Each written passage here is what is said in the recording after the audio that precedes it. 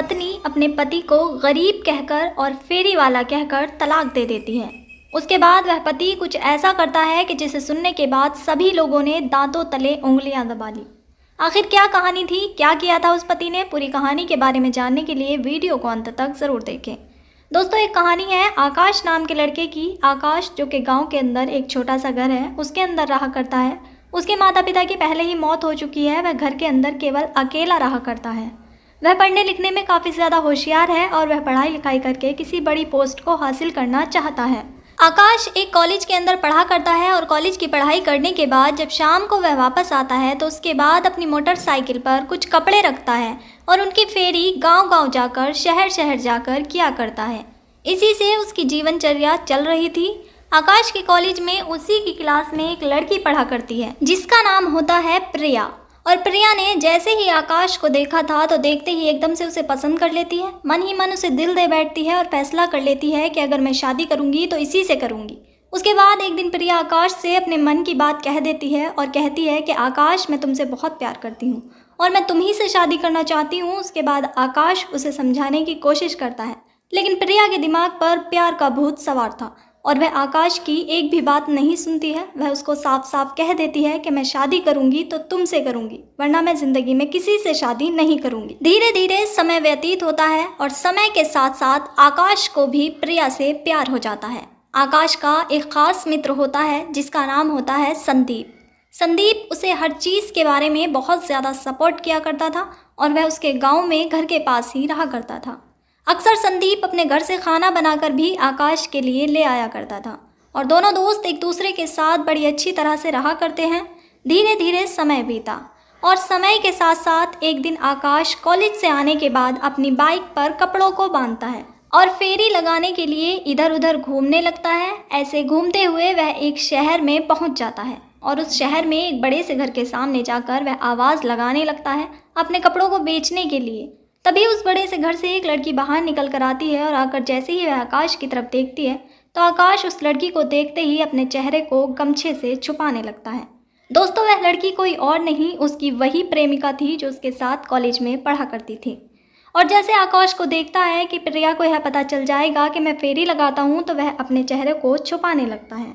इसके बाद प्रिया उसके पास आती है और कहती है कि तुम्हें चेहरा छुपाने की कोई ज़रूरत नहीं है, यह तुम्हारा काम है और इस काम को लेकर तुम शर्मिंदा बिल्कुल भी मत होना। प्रिया की इस बात को सुनने के बाद आकाश को उसकी बात बहुत अच्छी लगती है और वह सोचता है कि प्रिया और लड़कियों की तरह नहीं है।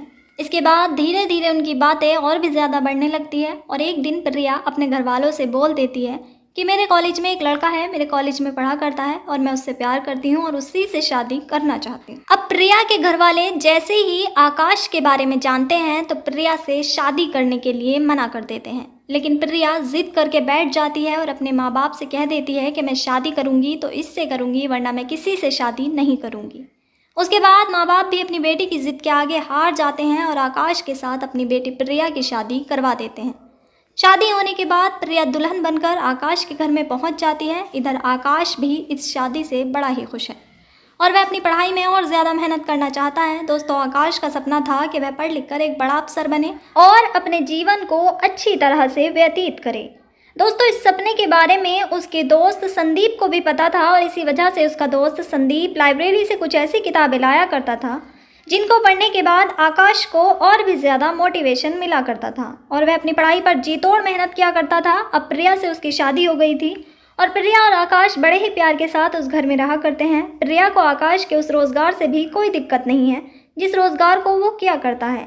आकाश कॉलेज जाया करता और कॉलेज से आने के बाद अपनी बाइक पर कपड़ों को लेकर फेरी लगाने के लिए चला जाया करता।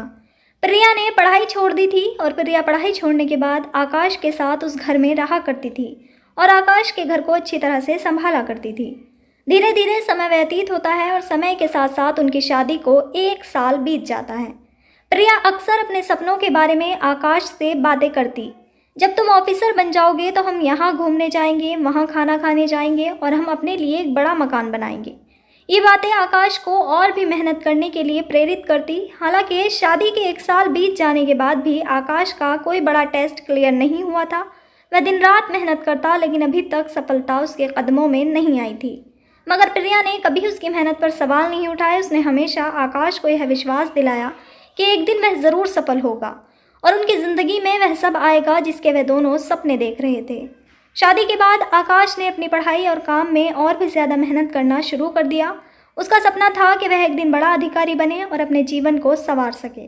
लेकिन धीरे धीरे प्रिया का व्यवहार बदलने लगा। पहले जो प्रिया आकाश की हर बात का समर्थन करती थी, अब वह उससे उखड़ी उखड़ी रहने लगी।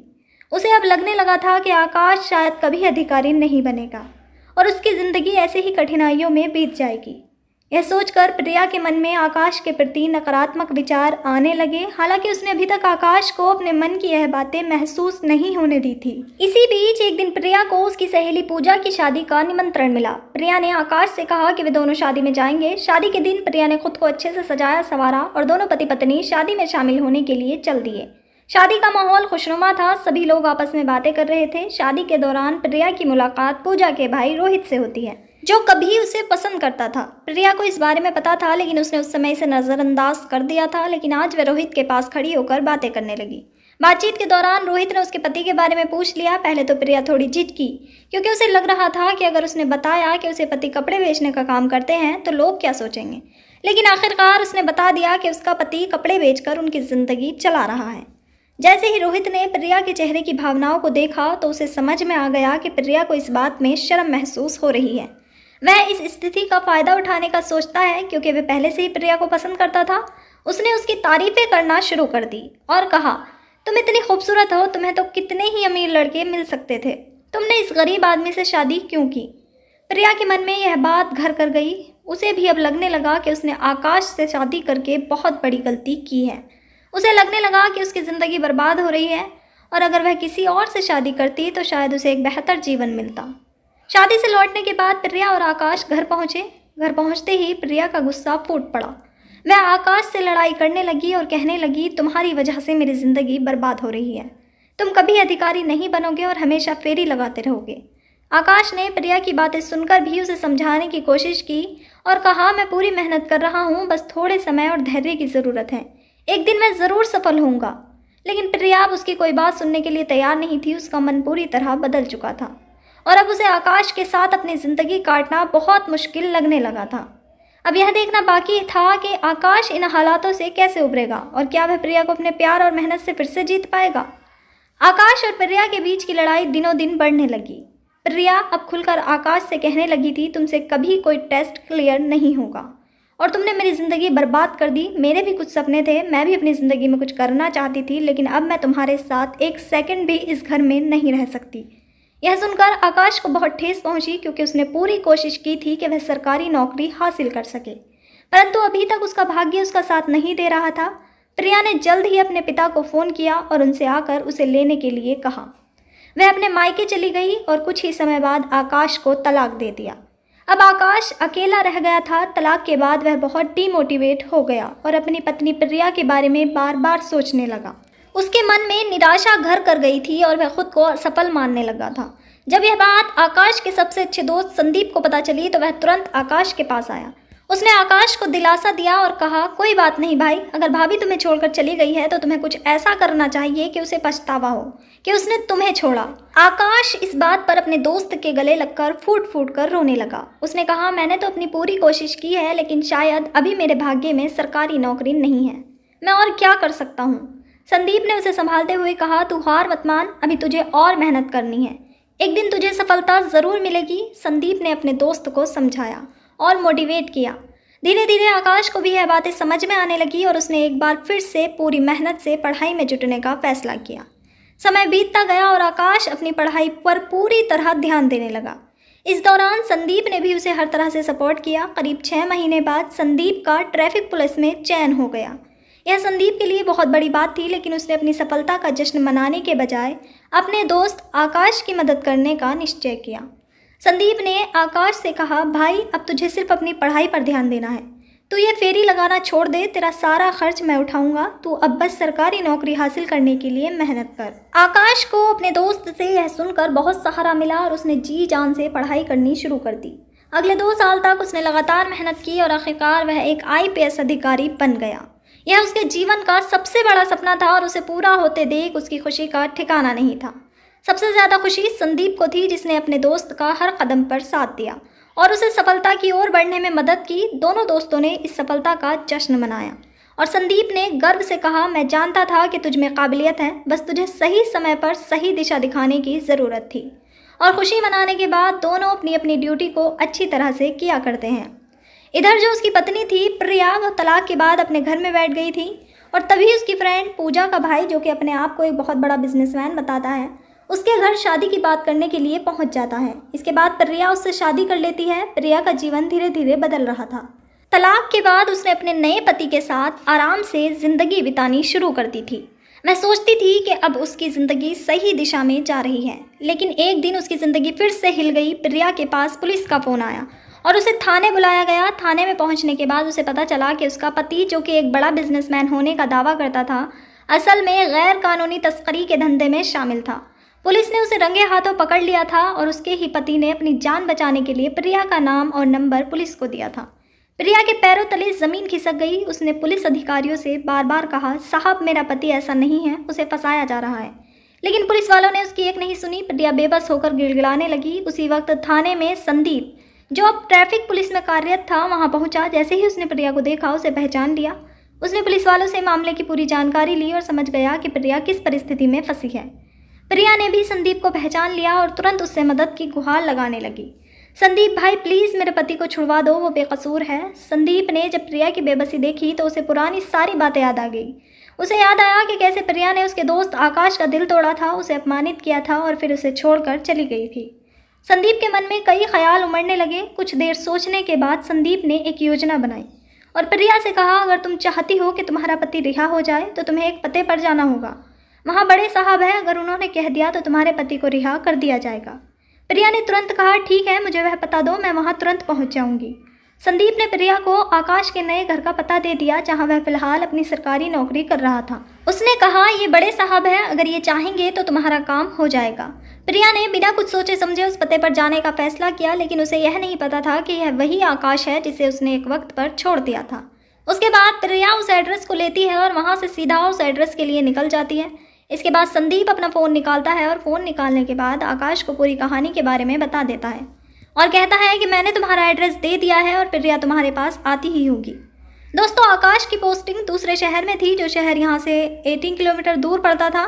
तो वहाँ तक जाने में प्रिया को कम से कम 2 घंटे का समय लगता है और 2 घंटे का सफ़र करने के बाद प्रिया वहाँ पर पहुँच जाती है। शाम हो चुकी थी और शाम के समय प्रिया वहाँ पर पहुँचती है और वहाँ जाने के बाद दरवाजे की घंटी बजाती है।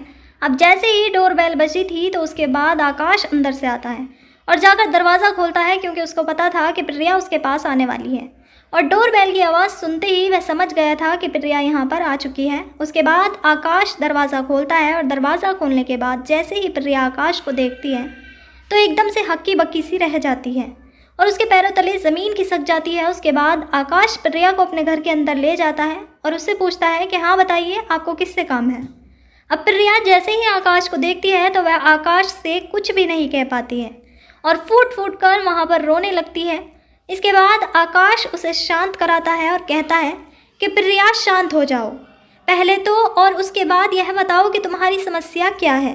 तो प्रिया आकाश को बताती है कि मेरे पति को ऐसे ऐसे पकड़ लिया गया है और वो लोग बता रहे हैं कि वो तस्करी किया करता है। इसके बाद आकाश अपना फ़ोन निकालता है और उस केस के इंचार्ज के पास फ़ोन करता है, उससे पूरी बात के बारे में पता करता है। और जैसे ही वो उससे पूरी बात पता करता है तो उसे पूरा मामला समझ में आ जाता है। तो वह फ़ोन काटने के बाद प्रिया से कहता है कि प्रिया, तुम्हारे पति सच में ही तस्करी किया करते हैं और उन्हें रंगे हाथों पकड़ा गया है, तो उन्हें तो मैं नहीं छुड़ा सकता, लेकिन तुम और बताओ मैं और तुम्हारे लिए क्या कर सकता हूँ। उसके बाद प्रिया जैसे ही आकाश के मुँह से इन बातों को सुनती है तो उसे कहने लगती है कि आकाश, हो सके तो मुझे माफ़ कर दो और मैं अपने पति को तलाक दे दूँगी और तुम मुझसे दोबारा से शादी कर लो। तुमसे अलग होने के बाद मेरा कोई भी सपना पूरा नहीं हुआ और मेरा पति नाम का ही बिजनेसमैन था, उसने मेरे किसी भी सपने को पूरा नहीं किया।